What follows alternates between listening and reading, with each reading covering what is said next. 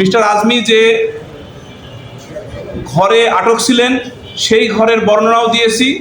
সেখানে 21 feet by 17 fit একটি ঘর, জানালা 5টি, দরজা 2টি, ওয়ার্ড্রোব, আলমিরা, রিডিং টেবিল এবং পরে স্থাপিত এসিও ছিল।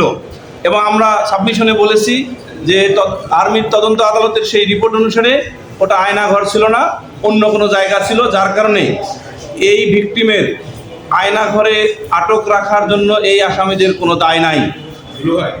মাননীয় ট্রাইব্যুনালে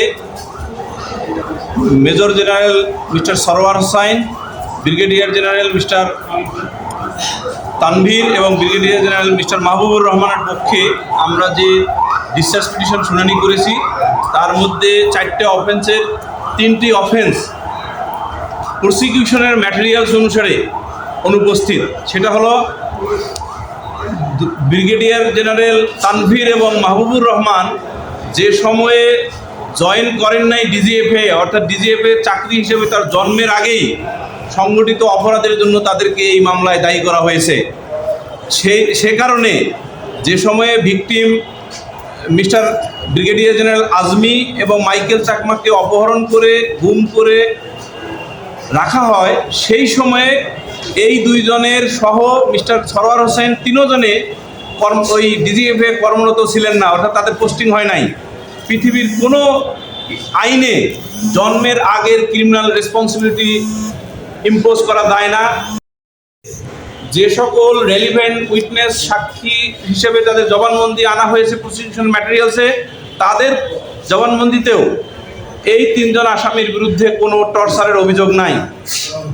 আর একটি বিষয়, সেটা হলো যে আমরা একটি জিনিস দেখিয়েছি, সেটা হলো যে মিস্টার আজমি তদন্ত আদালত, আর্মি, বাংলাদেশ আর্মি ন্যায় বিচারের স্বার্থে একটি তদন্ত আদালত গঠন করে যে তদন্ত রিপোর্ট অনুসারে দায়ী ব্যক্তিদের ব্যবস্থা নিয়েছেন, সেই সকল দায়ী ব্যক্তিদের যে রেকমেন্ডেশন, সেই রেকমেন্ডেশনটা আমরা তুলে ধরেছি। সেখানেও এই 3 জন আসামির কোনো দোষ নাই। একটা বিষয়, সেটা হচ্ছে আপনি 3 জনের বিষয় আসছে, কিন্তু মোট 26 জনের অভিযোগ। বাকিদের বিষয়গুলোতে কি এই আসামিদের কি ভূমিকা ছিল?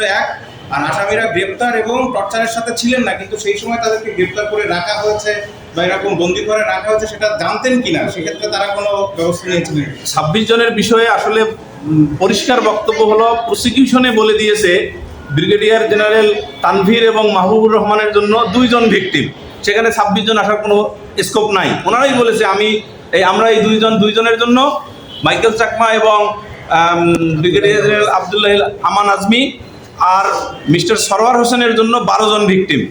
সেক্ষেত্রে ওই 26 জনের বিষয়টি আসবে না, এরা অন্যদের জন্য। আর যে প্রশ্নটির আরেকটি অংশ, সেটা হলো যে আমাদের তাদের কন্টিনিউয়েশন অফ ইলিগাল কনফাইনমেন্টের ব্যাপারে আমাদের কোনো নলেজ ছিল না, কারণ ডিজিএফআই একটি হাইলি কম্পার্টমেন্টালাইজড প্রতিষ্ঠান।